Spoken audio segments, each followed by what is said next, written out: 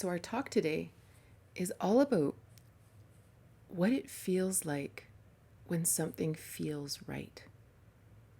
Like, what does that mean when we say, it just feels right?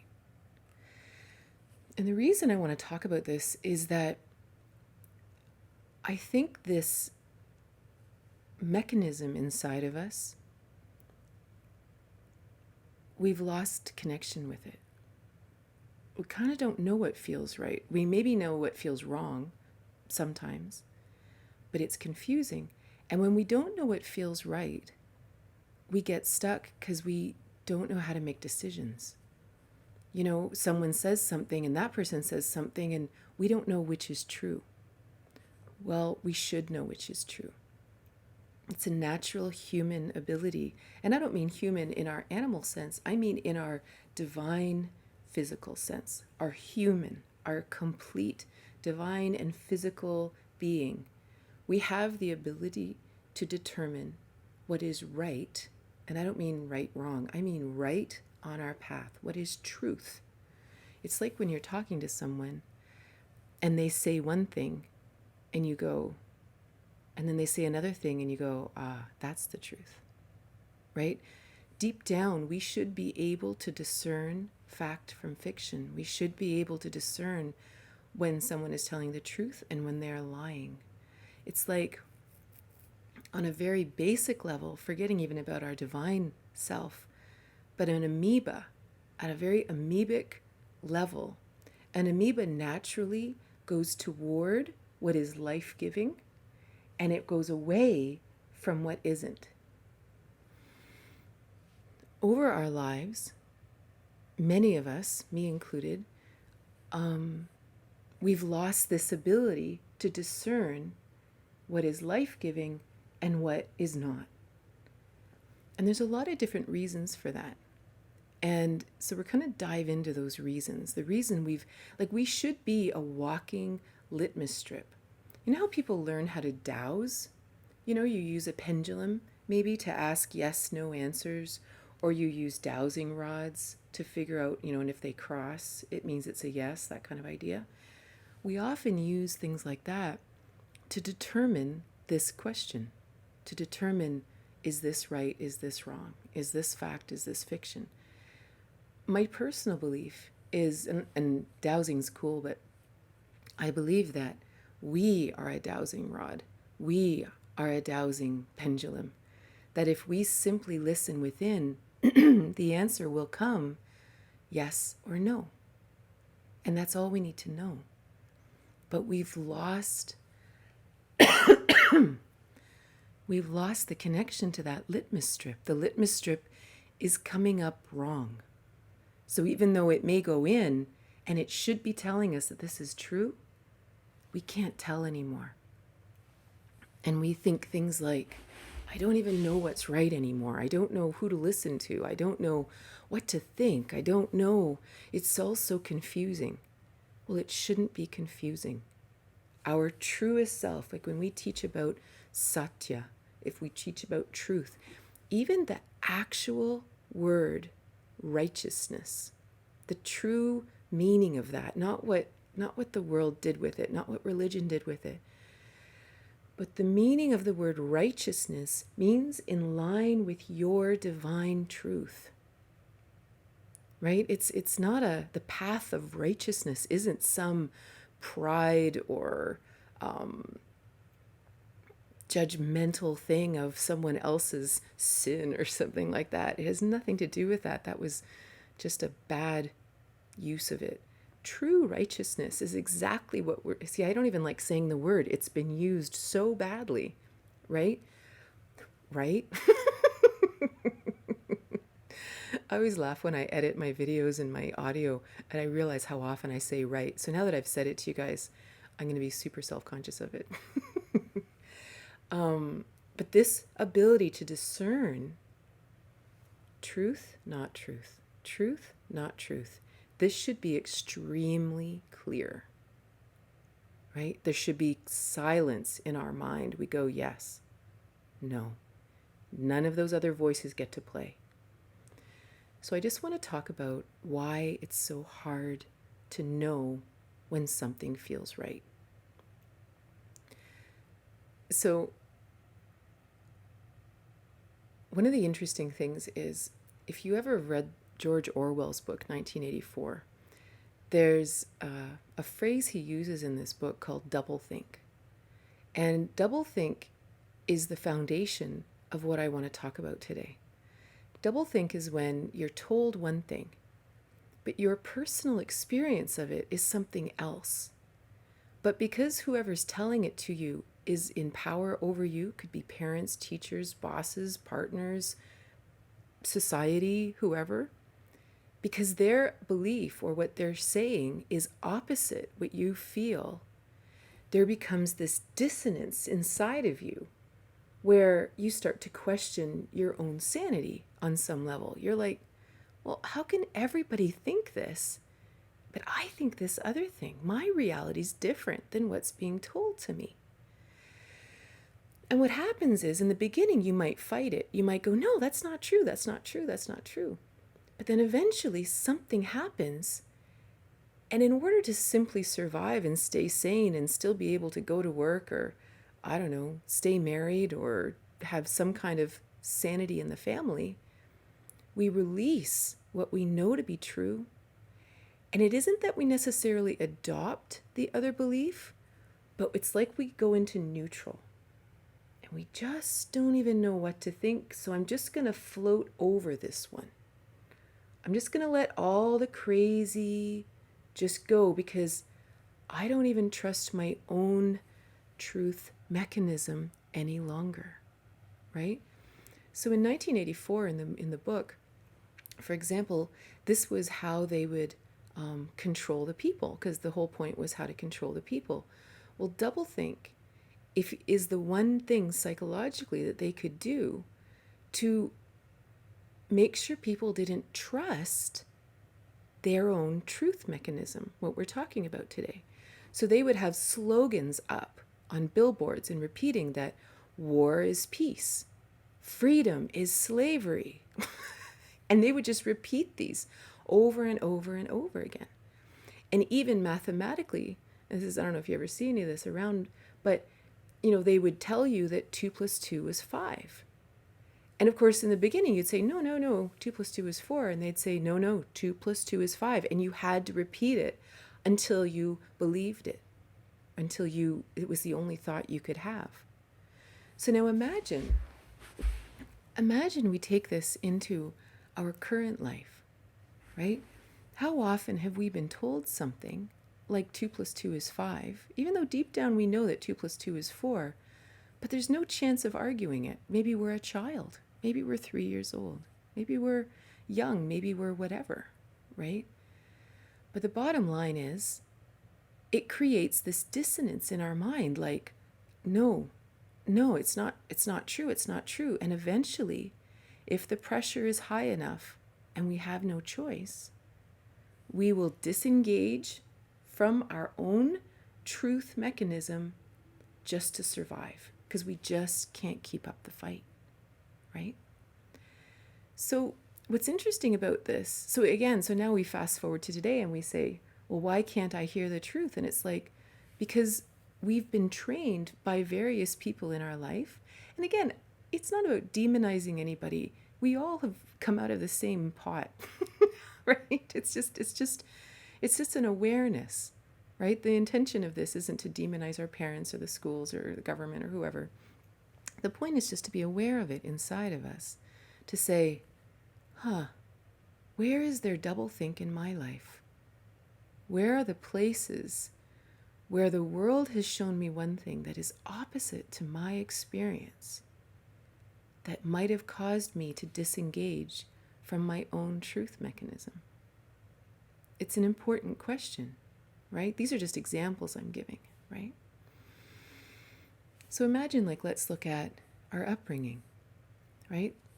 How often, would a parent say something like, this is good for you, eat it, right? In my family, you were going to sit at that table until you finished your liver or you finished your food, no matter what, right?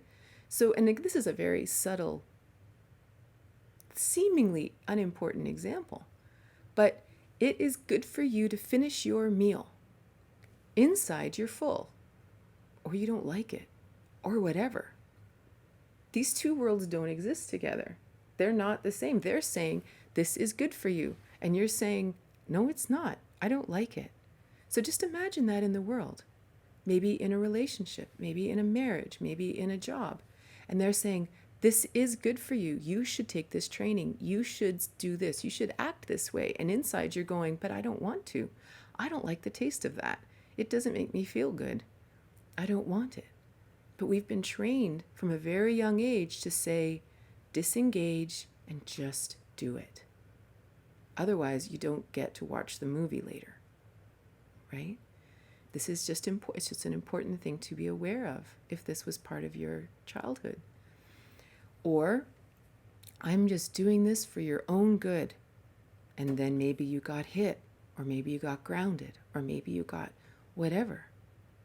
Well, how do you possibly bring these two things together? It doesn't feel like it's for my own good. You know, how is this possibly true? You know, I remember my daughter went on a Rotary exchange to Finland when she was 17. And she stayed with one family who were very, very focused on success. And I think they were doctors or something like that. And nothing against doctors, but they were very, very focused on education, applying yourself, focus, all that kind of thing.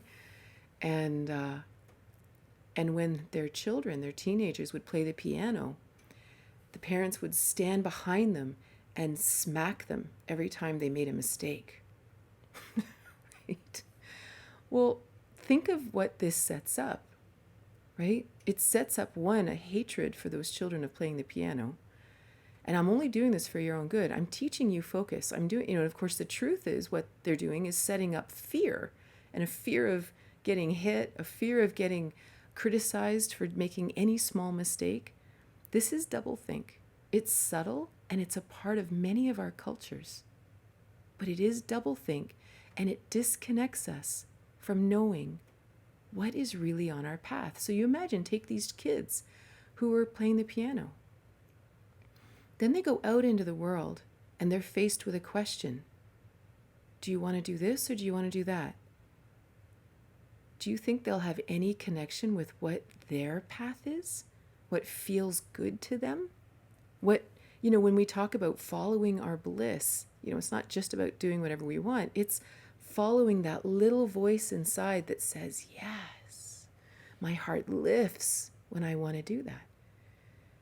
Do you think those kids, those teenagers, would have any idea what they love? What feels good to them? They might have been fully enjoying playing their favorite piece, and all of a sudden they got whoomph. And they're like it almost disrupts the joy pattern that, that can't be right. Like the body stores a memory that says, well, that feeling must be wrong that I had there, right? Physical abuse is a huge deal. It's like a friend of mine,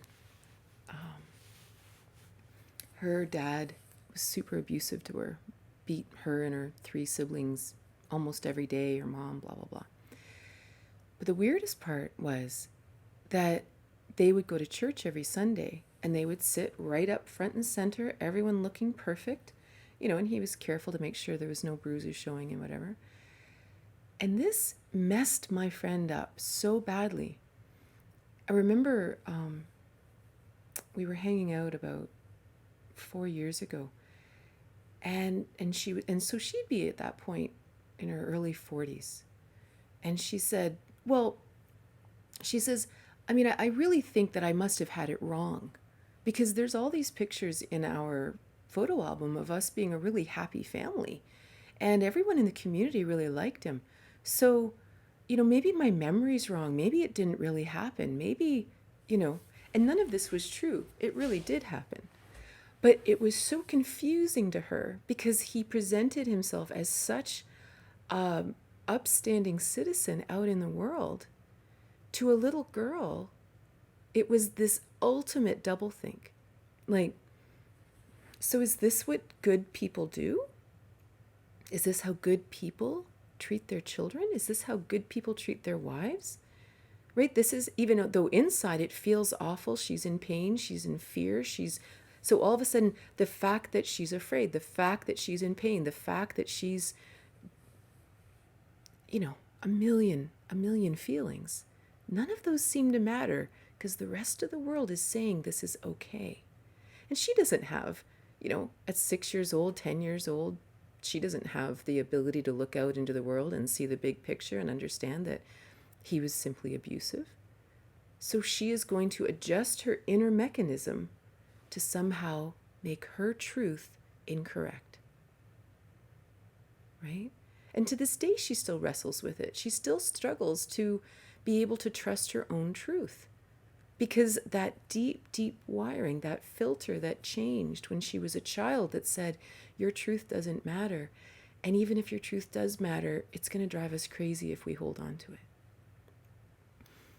So this is really important. Another really weird, subtle one about growing up is when I was young, it was sort of the end point of this philosophy, the whole children are meant to be seen and not heard.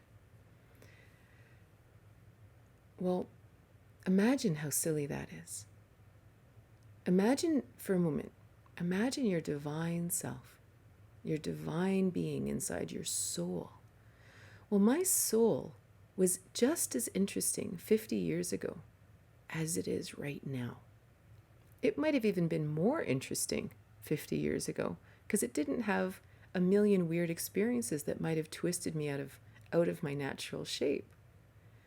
So imagine you're born, this beautiful soul, just entering earth on some subtle spiritual level. And deep down, you're awesome. Right?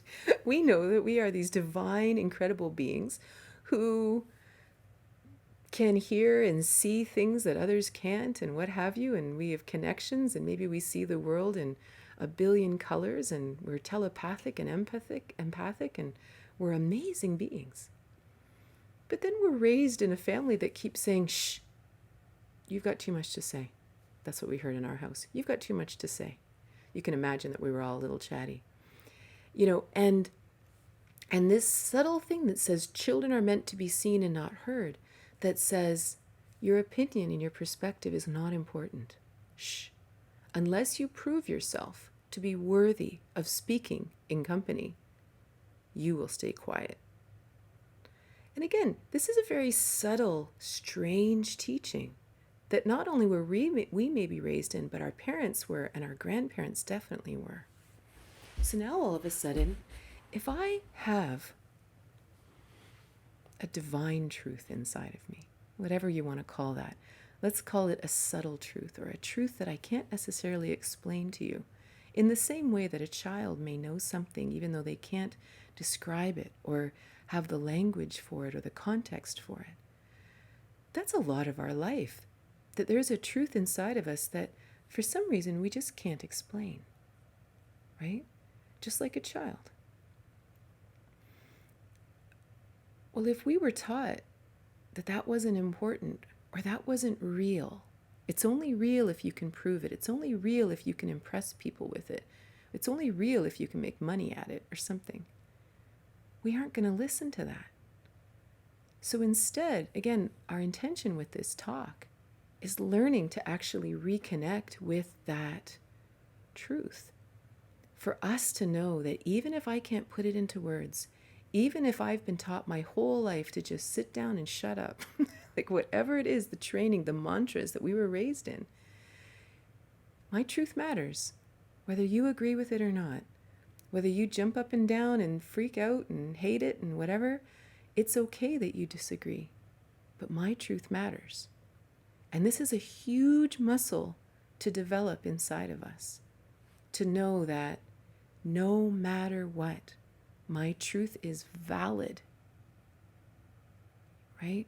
That is how we start to know what it feels right when something feels right.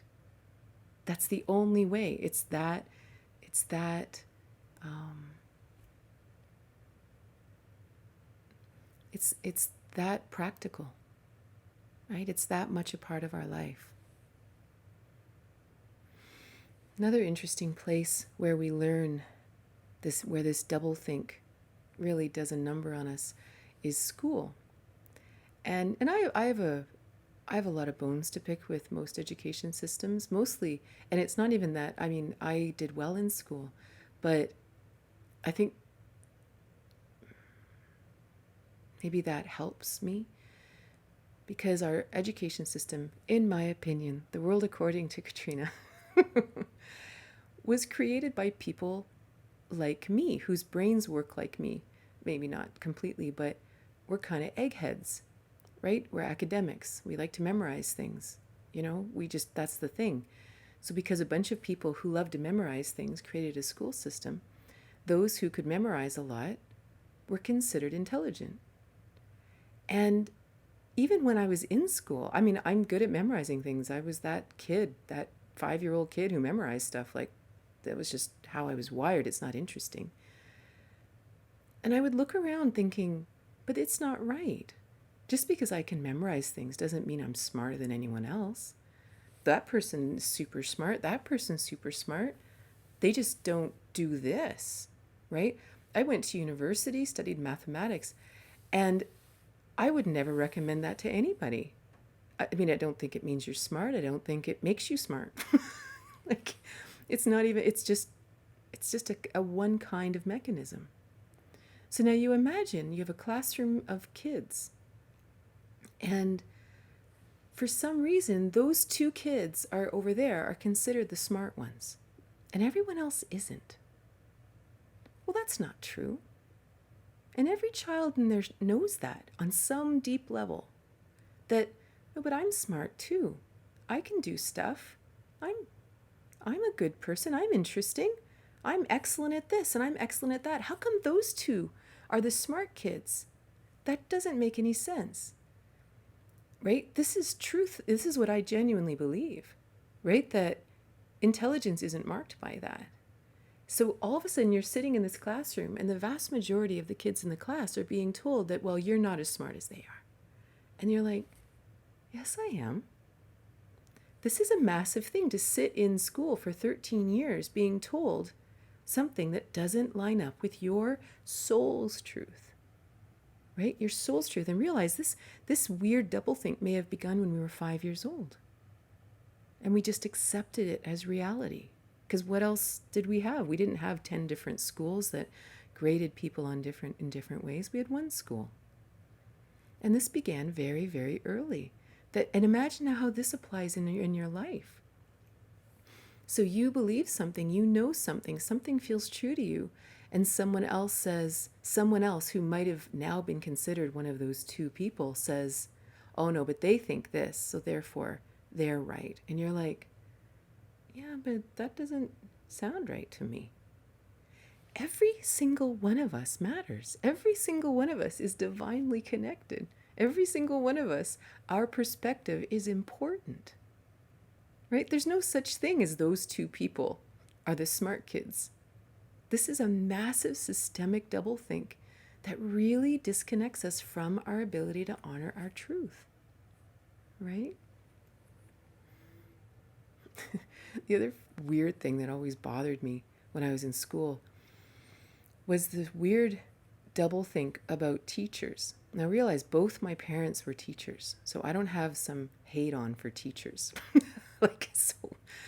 But I was always amazed because school was easy for me. I would sit there and these teachers would come across your world and they were horrible teachers, like really bad teachers. And, you just learn to ignore them. But the very fact that we have to sit there and listen to them as if they're not horrible teachers. Think of the weird mechanism that sets up in our bodies and our minds. So then all of a sudden we go out into the world and we have a boss. And the boss maybe isn't all that bright or isn't very nice or isn't a great business person or whatever. But we've been well trained to disconnect our own truth from that and say, well, I guess I just don't understand some things about this. And, it's okay. I'll just forget about that. Right? Or maybe we even have a partner.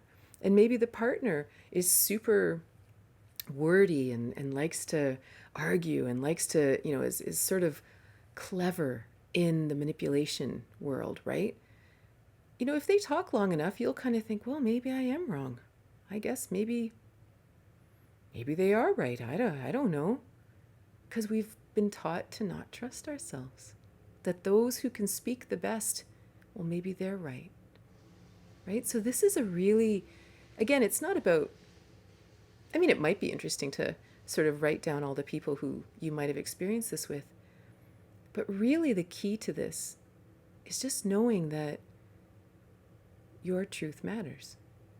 Even if there's all these voices in your head that have said, it doesn't matter.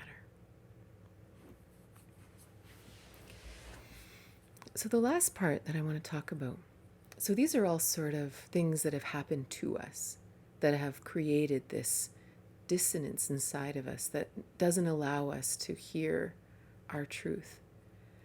But then there comes a point in our life where we begin to be the person who tells us the lie. We are the ones that start spreading the doublethink propaganda in our own life.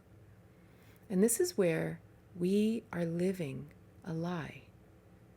Like we are actually telling ourselves a positive lie every single day to simply stay married, stay in the job, stay doing whatever, living the way we live, whatever. And so let's say if we're in a relationship that is really unhealthy and we tell ourselves, and we know our heart, this mechanism we're talking about that says right, wrong, fact, fiction, our own truth meter inside is saying, I hate this. I hate waking up in the morning. I hate lying in bed beside them. I don't want to hear anything they have to say. I want to avoid them at all costs. That's what your truth is saying. But for whatever reason, you don't believe you can leave. You don't believe you can change. You don't believe anything can happen. So we begin to tell ourselves a positive lie and realize, again, even this it didn't come out of some kind of character flaw or weakness. This is historic, right? This is, it's only in the last couple decades that you could get a divorce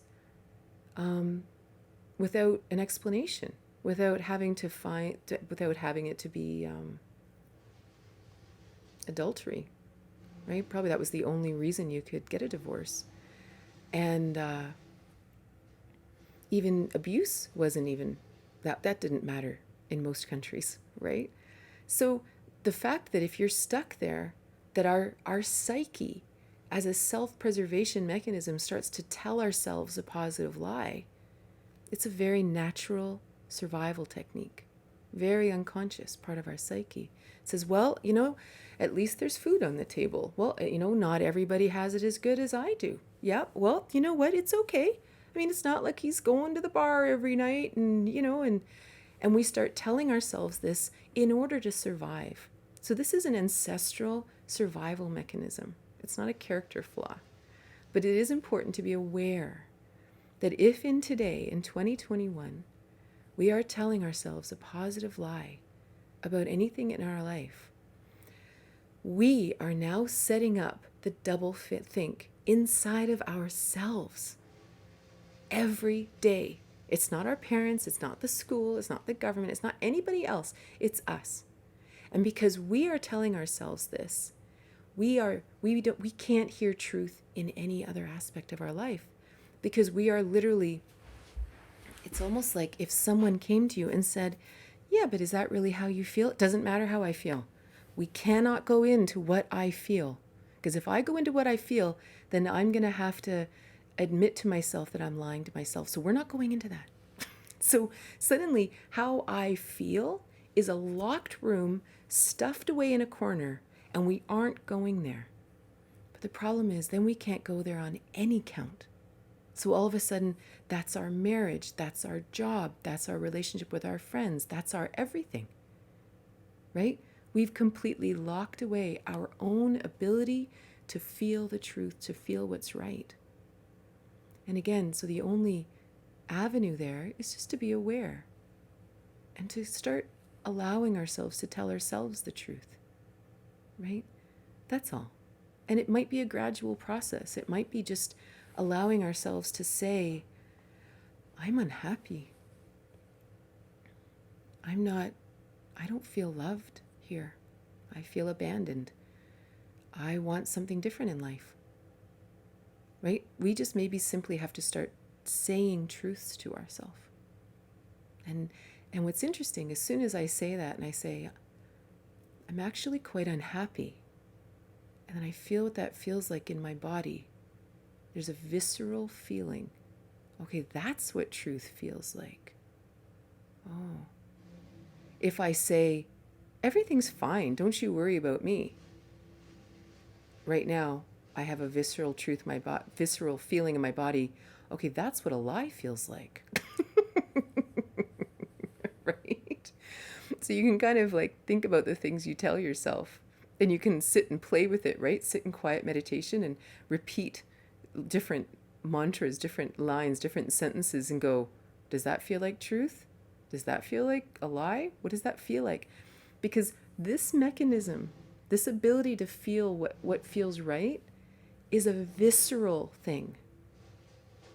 Our nervous system will actually respond. It will tighten. It will relax, right? So that's why people who really follow their truth, they'll say, it just doesn't feel right. Or that doesn't feel like truth to me. And they actually mean viscerally, that doesn't feel like truth to me. For me, when I talk to somebody, if they're sort of telling me a story, it's like if what they're saying isn't true, they may not be intentionally lying to me, right? They're not being manipulative and lying to me for some, evil reason. They're simply repeating the lie that they're telling themselves. They genuinely need this to be true for their reality to stay as it is. And then they say it to me, and for me, it's all of a sudden like, I get this little thing inside, like, what? And I actually can't hear them anymore. Like whatever it is they say, it starts to sound like Charlie Brown's teacher. Like it just sounds like, wah, wah, wah. I can't hear it. And no matter how I try, I cannot hear what they're saying.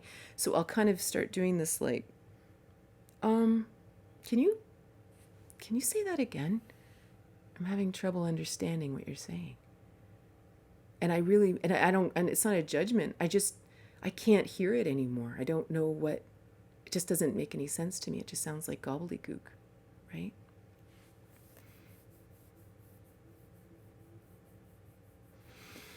It's also really interesting.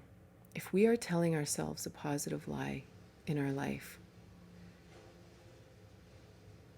the people around us will respond to that, right? If you don't know if you're telling yourself a positive lie, if you don't know, ask your best friend. They'll know, right? Or ask a trusted sibling or someone that you confide in. They'll know. You could even talk to someone who you simply respect, who maybe, like let's say it's about your marriage. If it's someone you respect that you know that they are good at this truth thing, not if someone's like, full of nonsense themselves, but if they really are good at that, say, what's your sense of this? And if they're a good friend, they'll tell you. I remember when, in the last few years of my marriage, probably the last 5 years, the positive lie I was telling myself, of course, was that I was really happy and that everything was fine and we'd figure it out. And the next time something comes up, I'm sure we'll solve it. We haven't solved it yet, but I'm sure the next time I'll find the right words. It's all about me. I'll find the right words. I'm sure we can figure out a way and everything will change, right? No problem, right? So I used to do a lot of counseling with people, and I used to do a lot of marriage counseling with people. And even as a counselor, I couldn't see past my positive lie.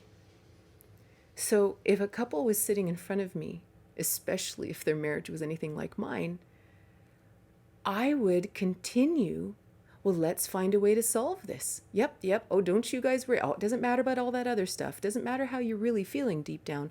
We'll just find a way to fix this. And my whole perception as a counselor was, we need to find a way to make you guys work. Because of course I couldn't separate my own. I couldn't hear truth in relationship because I was so bent on believing the positive lie that I was living in. And once I had my dark night about that, and I realized that no, I wasn't meant to still be married anymore. And and there's a lot of emotional difficulties through all of that, right? But once I came out the other side, I was a totally different counselor. Like totally different. Like couples would come to me and they'd be sitting there and they'd be so mean to each other. Like right in front of me. Like just snarky and sarcastic and full of anger and pain and hurt and all this stuff. And I'd listen to them and we'd chat for a little while, and then finally I'd like just say things like, "You sure you guys still want to be married? Like, you don't even seem like you like each other." I just had such a completely different perspective. And because it was like I wasn't all attached to making it fit work, because I didn't believe anymore that it was supposed to always work. There's 7.5 billion people in the world. Why in the world would you stay with someone who drives you absolutely crazy? Or who you like to be mean to, or they like to be mean to you? Why would you do that? And anyway, so it was just really interesting, like when you actually just come down to the truth of the relationship instead of imposing these other weird positive lies on our life. So one of the interesting ways to play with this, it's just to actually walk through our lives and practice telling the truth. Practice listening to a visceral response inside of you.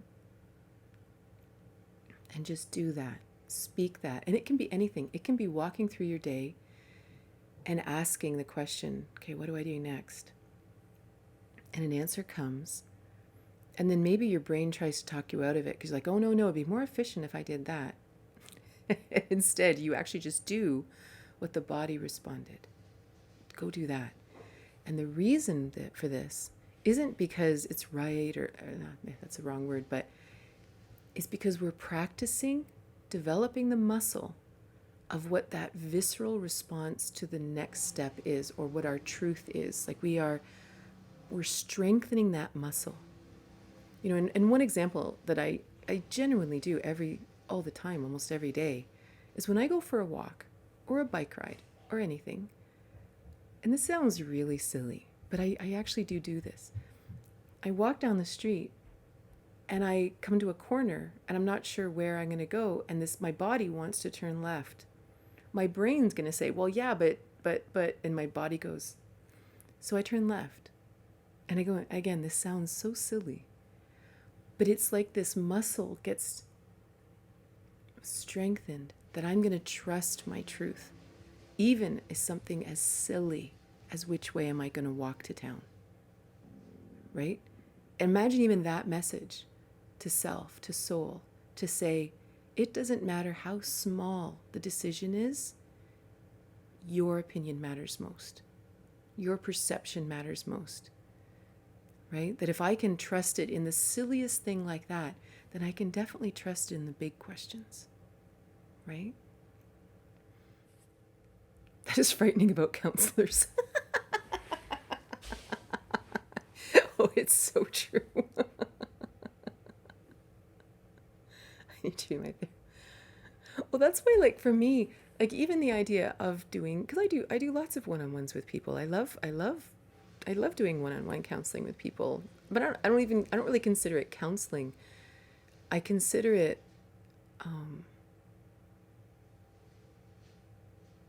it's like, this recognizing this visceral response of truth, right? So to me, the one-on-one time with me is more like, It's more like actually hanging out with me and my friends. And I don't mean like friends, I mean my inner circle of people. Because in my inner circle, we sit around and we talk about real things.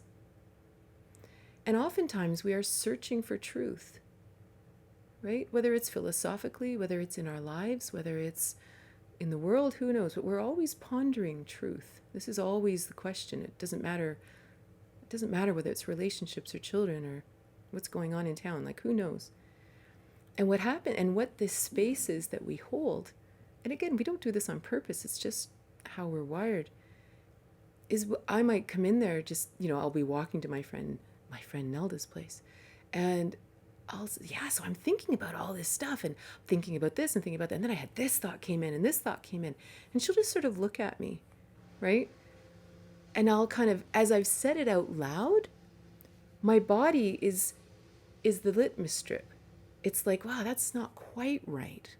And then she'll say, well, what about this? And I'll say, yes, that's possible. And we'll keep the conversation. It's like this intuitive conversation where we're perpetually looking for what feels like truth. And to me, this is the greatest use of a counselor or someone like a one-on-one person, is to simply have an open space where you can feel what truth feels like for you, right? And it's so important. How do I discern rationalization from truth? Well, the rationalization is the lie, right? Because as soon as we have to rationalize something, it's like most of my friends are single now. We've all, been married for a certain amount of time and then become single. And I've told you guys this before, that I always laugh when someone starts dating someone and they either say, I don't know what it is about this person. I just can't get enough of them. It doesn't make any sense. But the other friend that's like, well, they've got a great job and they live nice and close and they're tall, and as soon as they're rationalizing, they don't love them. There's no chemistry, there's no passion, there's no actual magnetic pull because they're rationalizing, right? How can we tell our truth from our inner need for self-protection, which may not be the best place to act from? So even in self-protection,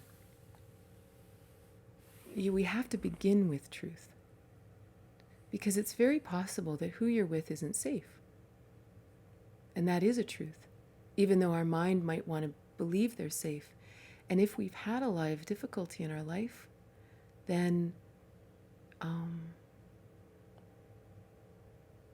we may not recognize it. But you have to start with truth, right? You have to start with, like, even if you open the dialogue with this other person, well, and you'll find out really quickly whether or not it's them or if it's you. Because if they truly are safe, and it's you, like it's your doublethink from childhood or something like that, and you say to them, I'm really struggling to open up because I'm afraid that what I say could be used against me later, because I think that's what happened to me when I was a child. I'm afraid to be vulnerable because I'm really afraid of sarcasm or something that might hurt me later, and I'm really trying to navigate that.